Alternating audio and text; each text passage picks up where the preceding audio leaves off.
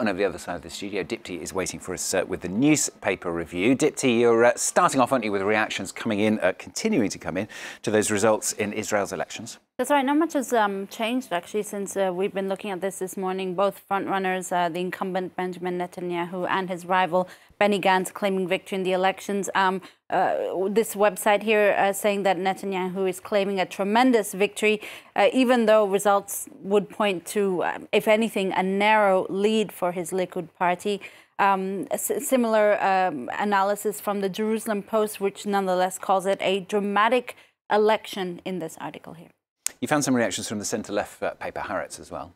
That's right. The Haaretz is reporting looking more at the turnout among particularly the Arab community, which is historically low during these elections, and is certainly the case for Tuesday's election. They point the finger in particular at Netanyahu's Likud party, which provided activists with 1,200 hidden cameras to, quote, monitor Arab polling stations. This was something that was picked up early this Wednesday by a lot of the papers.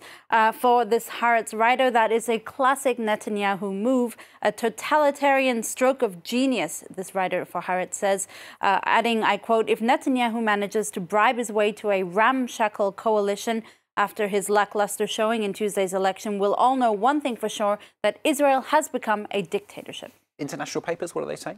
Well, New York Times really saying that irrespective of the results, the elections have sent some strong messages to both candidates. For Netanyahu, it's a grave scare, even though his leadership was boosted by Donald Trump's strong support in the past 2 years, including withdrawing from the Iran nuclear deal and recognizing Jerusalem as Israel's capital, a decision that some other countries also adopted afterwards. Likewise, for Benny Gantz, his strong performance is, quote, a remarkable achievement for a political newcomer and with his brand new party.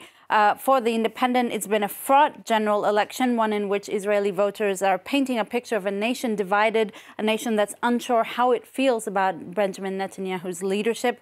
While I quite like the Middle East Eyes analysis here, the website calling Netanyahu a political survivor. He's weathered a sex tape scandal in the 90s, corruption charges being shot at. He's bounced back from a calamitous first term in office, outlasted 2 U.S. presidents who didn't agree with him. And now Israel's last great survivor is on the verge of yet another escape act. Yeah, assuming that happens when those results are finally confirmed. Let's go on to the other big story that we've been bringing you today. Reactions in the British papers too, as EU leaders gather in Brussels today to discuss Theresa May's request for yet another delay in the official departure date of Brexit. That's right. These words sort of roll off our tongues now, Exactly. don't they? The Daily Mail screaming in today's front page, another year in limbo.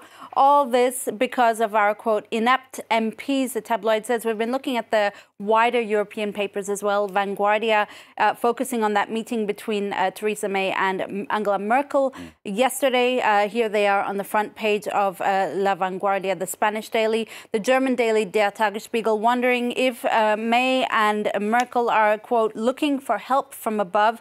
It seems like divine intervention is probably the only thing that can get us out of this Brexit mess right now. What about here in France, Dipti? You found a piece in Le Figaro wondering what is even the point, actually, of a Brexit extension? Well, that's actually their headline on the front page today. An extension of the Brexit deadline. For what purpose exactly, Le Figaro asks. The editors noting that all of this is taking place in the shadow of Charles de Gaulle.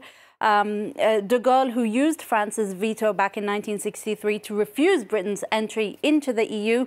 Ironically now, 3 years after voting to leave the EU, the British may be forced to vote in the European elections next month. Le Figaro picking up on the irony there. So something completely different. This is from The Guardian. Dipti's found it, looking at this very serious analysis about how talking about... Poop? Poop. Poop. You see, I almost couldn't say it. It's no longer taboo. I think it's a polite British in you that couldn't say it. Yeah, I couldn't say it. But I said it in the end. There you go. You know, it's proof. We're talking about it here. Look at this picture here. Oh, 2 poops. It had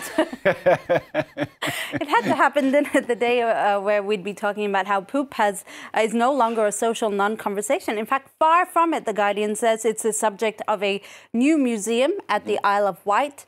The poop emoji was on a toilet plunger that was handed out to guests at the Oscars this year in the goodie bags. Right. Sir Patrick Stewart, he voiced the poop character the two talking in poop. the emoji films. That's right. It's in toys, it's in board games, it's now in our social conscience, apparently.